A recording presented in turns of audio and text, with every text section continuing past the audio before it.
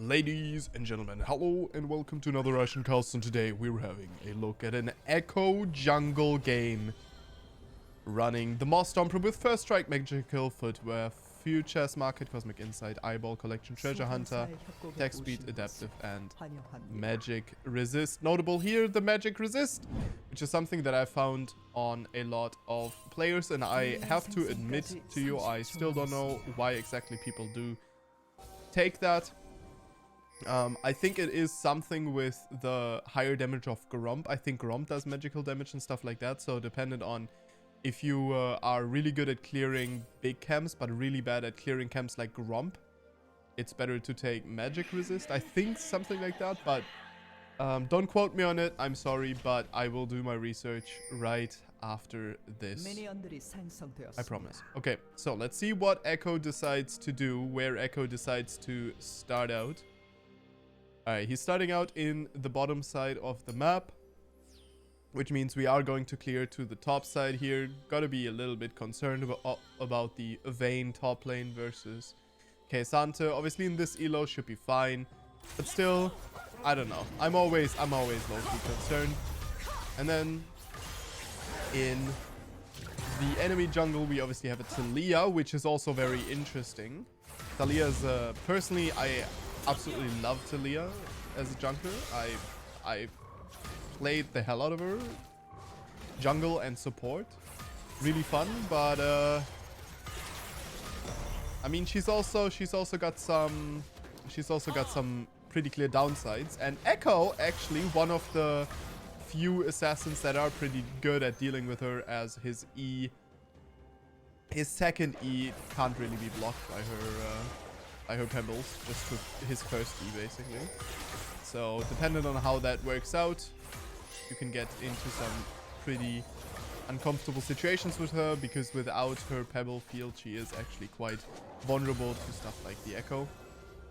First blood. Alright, first blood here in the mid lane. Renekton versus Sylas, obviously very Renekton favorite matchup for the longest time. Gank setup, as well as obviously also Sylas just not necessarily being there, but obviously as we get higher in the levels, Sylas will start to outvalue in longer trades. But at that point, usually Renekton is already pretty strong. Doesn't mean that, you know, it isn't possible to win that matchup with Sylas, because it totally is. But yeah, so we are, yeah, as it seems, we are taking control here of the Scuttle Crab. Kind of looking through. And we know that Talia has got to be very careful with us. Ooh, seems like we are looking at a top lane gank. Yeah, very much so. The flash, the Q, in case Santa will be picked up.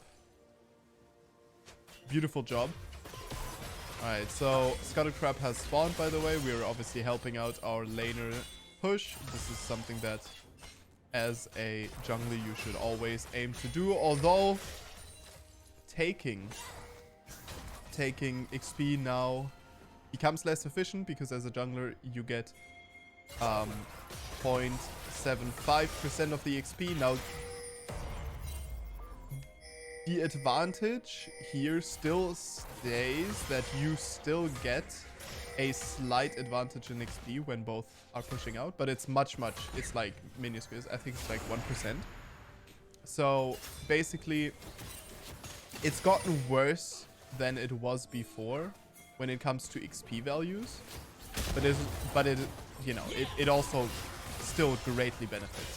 Alright, so the name of the game with Ekko, by the way, versus Talia is being able to proc your passive. So you can run behind her so she can't deal damage, or, and this is what happened here, she can't flip you away. Alright, Vayne. Ah, okay, nice. Vayne picks up the kill, and then Sylas uses his flash to get the counter trade. Alright, Ekko picking up even more XP out of the wave here, obviously. I'm not sure about this trade, because I don't see him getting this wave in anyhow, so I don't know if he doesn't just make it worse, but yeah. I think, yeah. He didn't.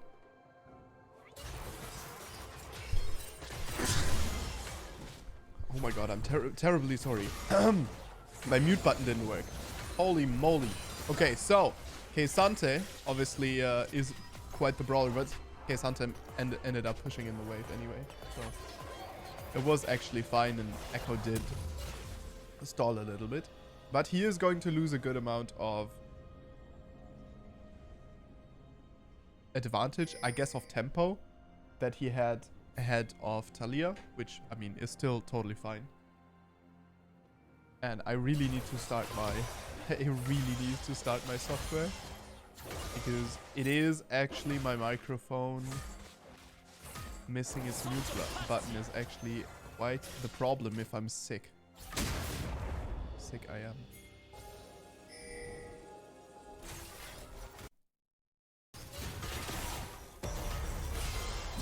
Alright. We are live. So, double kill here for Ekko. So the passing so far, obviously, this is something that you will have to keep in mind in jungle is super variable, right? Where if you look at, for example, a lane like mid lane, most of the time mid lane is going to play out in a very similar manner, where jungle has this like super high variability of either the games look like this, right, where it's a constant fiesta, it's constant fighting, right, and you basically go through 2 death cycles, right, or the other option is that you know, nothing really happens and you just end up clearing your jungle like 3 times over, and that's that, right? And so that's kind of a difficult situation to assess. But for that, what really helps me, or yeah, what really helps is to just look at it this way, right? You clear your camps unless an opportunity presents itself around the area that you clear your camps. And then if you know it's going to be like a longer situation that your team can benefit from, oftentimes you can... Good escape from Silas. Oftentimes you can stay around and then clear your camps again, because you know, you basically miss out on one side of the map, but you know, depending on what it is, if you can help out your jungler, if you can help out your laners, then it is really good. Alright, beautiful job by Renekton. Yeah, this is the strength of the Renekton Ekko lane, or Renekton Ekko duo, I guess, is that obviously the setup, right? Setup Silas Talia is decent. Setup Renekton Ekko is much better. So not a bad one. Also the damage mix is like much better, right? Because if Ekko gets ahead here, he's going to have just AD surrounding him, which is amazing for something like Ekko, because that means that you can just go full AP and just, you know, deal as much damage as possible and just go ham, which is really good.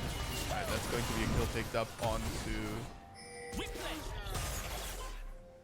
Keisante. Goodness me, dude, Keisante is such a ridiculous champion. Holy moly. What was that damage? Hi. Okay. That's totally fine. Oh my god. Dude, what? What was that damage?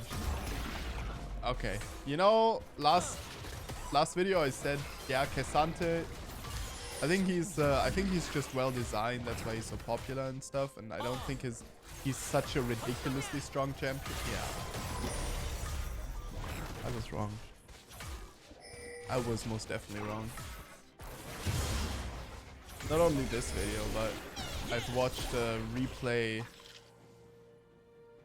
Like I'm currently watching a bunch of replays because obviously I'm sick, so like I don't really have much else to do. Because I try to study and I try to do the things that I have to do. And then after that, I can't really play. So in the time that I play, I just watch replay. Do some mental exercise with that instead. And I watched a replay. It was Kesante. It was a Kesante mid lane replay. And the damage was just ridiculous. Like, it was a... He was playing against a Victor, I think. And he just... Dude, just, like, took him out, dude. I mean, it was ridiculous. It felt like it's a Fizz. But with, like, you know, 10k HP. So that was great. That looked like an absolutely amazing experience. Obviously, just with the ultimate, right? Like, not without the ultimate, but still. Yeah. That was... That just looked traumatizing to me. You understand? Like, that wasn't even... Like, I just saw it and it was traumatizing. Because it was just... Dude, oh my god. Yeah, it was quite something. Alright, be that how it may. Our Ekko now has this Proto Belt and Sorcery Shoes. This is where Ekko really peaks. The Proto Belt is super important for Ekko because he can do stuff like this. He can kind of do his quick one-shot and run tactics, right? Of like jumping into a fight, dealing massive amounts of damage, and then running out instead of having to ult. And then oftentimes he can kind of ult back in for the final like high amount of damage. Yeah, beautiful pickup here by Ekko. This is exactly the problem of Talia. I mean, this Talia is already doing bad for herself. And this is really, really difficult against Ekko. Because if you're not performing so hot versus an Ekko and you're like a mage, good luck, right? Good freaking luck. Obviously, stuff like Fiddlesticks will always be kind of fine versus him. But I mean, yeah, Fiddlesticks still can struggle, but Fiddlesticks generally pretty decent. So when you look at performance. Alright, so we're going Shadow Fire next, which obviously this is a choice that a lot of Echoes have. And then the question kind of becomes, okay, do we go Zhonya? Because Ekko is the champion. I mean, he's a melee assassin, right? So, sure, go Zhonya, right? Which other melee assassin doesn't love Zhonya? Look at Sylas, look at Akali, look at all those champions, right? They all love Zhonya. However, Ekko, he has his ultimate. He doesn't really need it. And I know this kind of sounds weird to say because, I mean, like, you can always use Zhonya, but do you really need it? And this is kind of the thing that some Ekko mains answer with no. And just on principle, don't take it. Like, take it really just sometimes in some matchups. I think this is not the matchup where you really need it. Because let's be honest, all the damage is kind of going to be predictable. And you're not going to get, like, CC'd once and just blown up. You know what I mean? Because there's only Sylas, so as long as you play around that. Sylas and Renata. So the handshake and Sylas chains. You should be fine. Alright, so. We're picking up as much money as possible. Obviously, Ekko, very, very hungry champion, right? Can feel super useless if you're not ahead. But, yeah, we are quite ahead at this point. Another double kill picked up. Well, one kill and an assist, I guess. Picked up poor Talia. Not going to get a lot of her jungle, huh? Ay.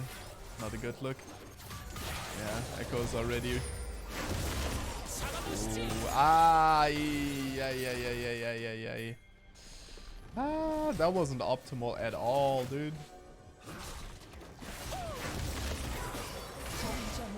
But yeah, as you can see, Ekko with the head, pretty ridiculous. 3-hit passive. Has ridiculous amounts of damage scaling on it. So, yeah. I find it interesting because there are so many different builds for Ekko as well. There is obviously a build that you can go with Yaksho and going... So basically you start out with Nash's Tooth. Oh, and that's GG. Thank you very much for watching, and I will see you guys in the next one. Stay awesome.